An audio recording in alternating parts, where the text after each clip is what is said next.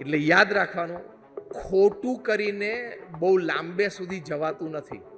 આ સિદ્ધાંત યાદ રાખજો.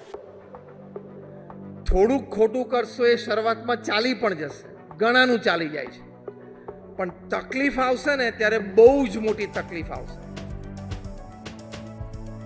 જેણે જેણે ક્રિકેટના બોલ સાથે ચેડા કરે બધાય ક્રિકેટ છોડવું પડ્યું? હા કે ના? જેણે જેણે બેંક સાથે ચેડા કરે બધાય ભારત છોડવું પડ્યું? હા કે ના? એટલે ખોટું લાંબુ ચાલતું નથી. અનએથિકલ પ્રેક્ટિસીસ લાંબી ચાલતી નથી.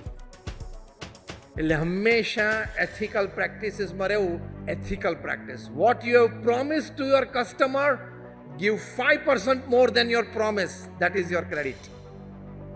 જ્યારે 1992માં અમે ગાંધીનગર અક્ષરધામનું ઇનોગ્રેશન કર્યું ત્યારે એમ થયું કે રોજના 10,000 માણસ અહીંયા જોવા માટે આવે ને તો આ પ્રોજેક્ટ સાર્થક થયો કહેવાય. એટલે એના પ્રચાર પ્રસાર માટે શું શું કરવું ને એટલું બધા ચર્ચા કરી. સ્ટીકર્સ બનાવવાને, બિલબોર્ડ્સ ઊભા કરવાને.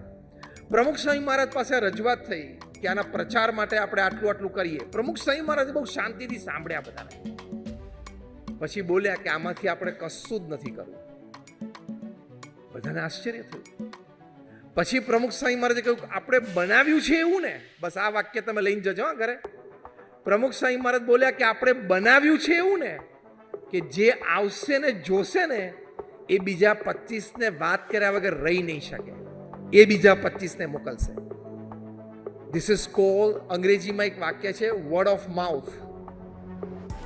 તમારી પ્રોડક્ટ જોઈને 5 જણા બહાર જઈને વખાણ કરે ને એ તમારી કિંમત છે. એવી એથિકલ વેલ્યુ ને ક્વોલિટી આપવાની.